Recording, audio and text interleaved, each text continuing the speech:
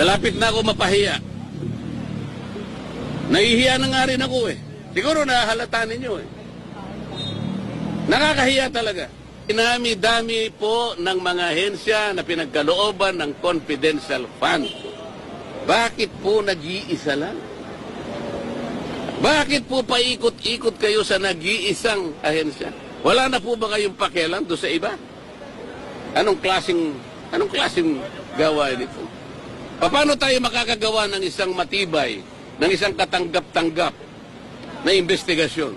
Kung sa dinabi-dami ng mga ahensya ang nabigyan ng ganong klaseng pondo, isa lang ang tutugisin mo. Kaya nila ginagawa to para sa impeachment. Isa sa paraan, baka sakaling makakuha siya. Hindi po ganun nga eh. Baligtad po ang nangyari eh. Hindi po kayo ang gagawa niyan. COA po, kung yun ang ating objective. Bakit isa lang inimbestigan natin? Ilang opisina ba ang merong confidential fund sa palagay nyo? May idea ba kayo? NGAs na lang. National Government Agencies. Ilan ba karami ang National Government Agencies? Palagay mo na lang 500. Okay? At yung kalahati nun, binigyan ng confidential fund. Di 250 yun. LGUs, sila ng LGUs. Mga mayors and gobernador. Palagay mo lang 1,000. Kalahati nun, 500. O di 750 na yun. What about the GOCCs? Government-owned and controlled corporations. Mga 300 yan. Kalahati na lang. 150. O palagay mo lang 1,000 na lang ang nabigyan na ahensya ng gobyerno. Bakit? Bakit Office of the Vice President lang? Kahit anong komite yun. Kaya sabihin nilang hindi ako member, pwede ako magsalita at mag-participate. Kung pipigilan nila ako, di pa ba nyo naiintindihan kung anong klaseng procedure, kung anong klaseng tuntunin na ang meron kami? Pang-17 taong ko na sa Congress, ngayon ko lang po nakita ang mga pangyayaring ito. Nalulungkot po ako, nagdaramdam ako, nai-stress ako kung bakit nangyari ito.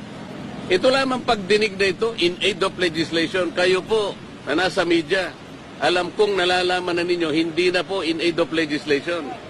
Kung totoo po na isinasaalang-alang namin yung paggasta at kailangan po natin busisiin, tama naman po yun. Lahat tayo katungkulan nating maging transparent, maging accountable.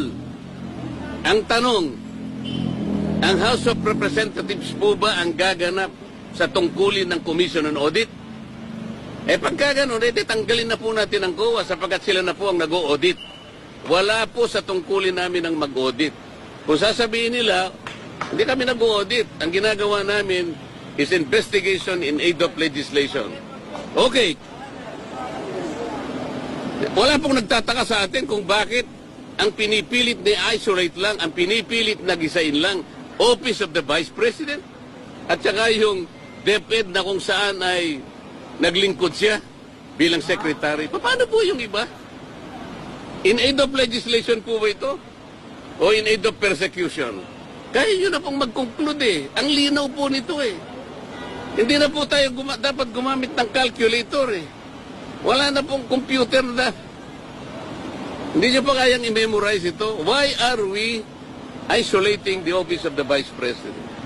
Kung confidential fund. Ano po ba yung Commission on Audit? Ito po ay independent constitutional body. Bakit kami po ang gumagawa? Tanungin po natin. Sa Lunes po, ako po ay mag-a-attend ng hearing po, ipagpapatuloy po yata ang pagdinig tungkol sa bagay na ito. Pipilitin kong pumunta ron. Sana po'y walang mga away. Sana po'y maging sensible. Sana po ipakita nila the better arguments. Wala na po sanang agawan ng hopya para tayong lahat po ay masaya. Para lahat makinabang po ang taong bayan. Ibig ko sabihin, sensible questioning, sensible arguments, wala na po kasi yung quality of debates eh. Wala na po eh. Noon po, yung unang pasok ko sa Congress, napaka-maingat namin kasi pag-address sa bawat isa sa amin. The Honorable Gentleman from Bohol, mga ganun kami. The Distinguished Congresswoman from Leyte. Ngayon po hindi. Duduruin ka pa eh. Sabi pa ng isa. Sasamahan pa yung panlalaki ng mata eh. Are you rebuking this committee? Nakakita po kayo ng gano'n? Nakakita na po kayo ng ganon. Ngayon ko lang po nakita, ewan ko po sa inyo, sa dami po ninyo, kung hindi po nyo nakikita ang nangyayari. Hindi po namin trabaho ang mag-audit. Yun pong audit observation memo o kaya notice of disallowance. By their very nature, ito po'y confidential.